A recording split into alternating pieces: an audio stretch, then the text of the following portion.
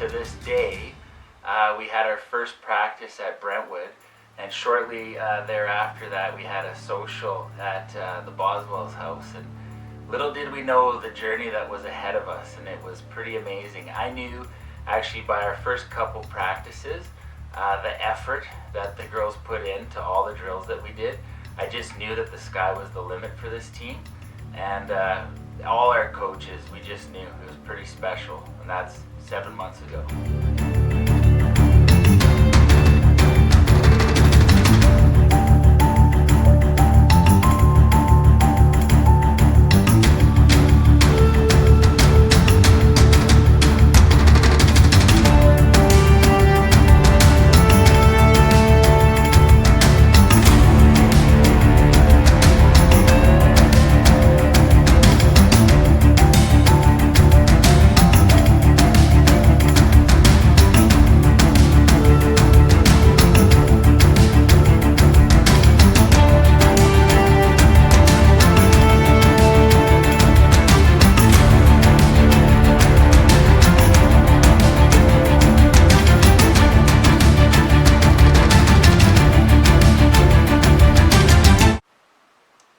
There's so many things that we love about our team. I know early on in the year, we always announce our lineup, and it's usually very similar every game, obviously.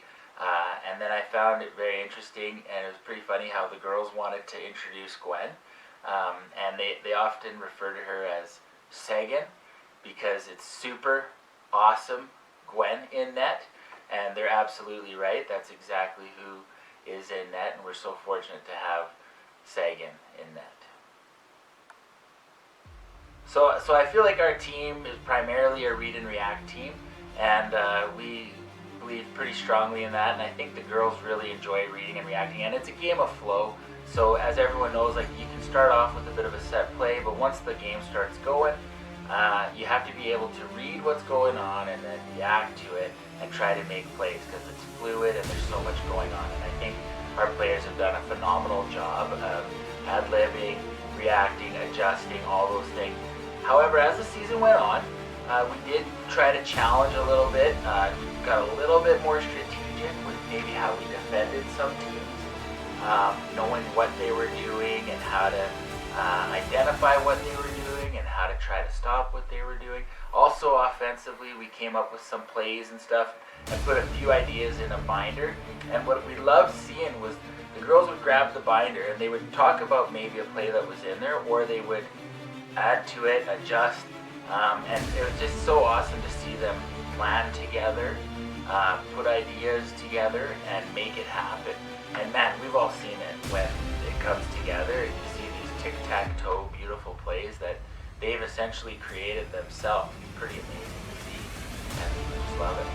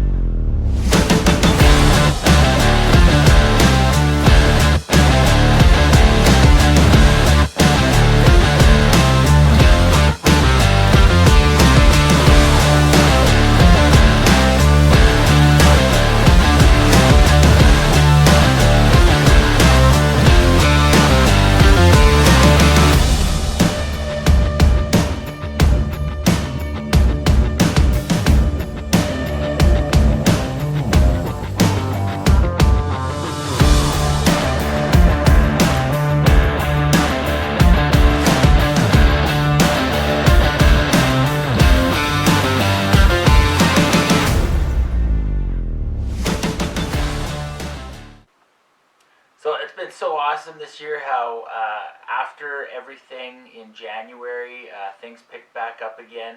after the cancellation of Golden Ring, and cities came back, and provincial playdowns and provincials, and both of you did an amazing job hosting the provincials. It was first class all the way. Also, the banquet was outstanding. The meal was great, and everybody was there. Our whole team was there. And one of the coolest things probably this entire season, I know for a lot of the coaches as well, was after the banquet, we had a great speaker, and then after the banquet, it was a dance party. And every team that was there, I want to say there was 15 teams there. It was like there was one giant team of like almost 200 Ringette players dancing on the dance floor and just enjoying being a Ringette player at provincials, U19A, U16A, and it was just an awesome spectacle to see all of these young players, young girls, dancing, celebrating, having fun. They didn't have to wear masks if they didn't want to, and it was like normal. It's like what we remember things being like years ago. And it was just a real special evening, and I know our players had a blast. We had to play in the morning, not really early, but we had to play in the morning, so before 10 we had to kind of shut it down, and we tried a few times getting everybody off the dance floor unsuccessfully, and understandably so, because they were having a blast. It was so much fun.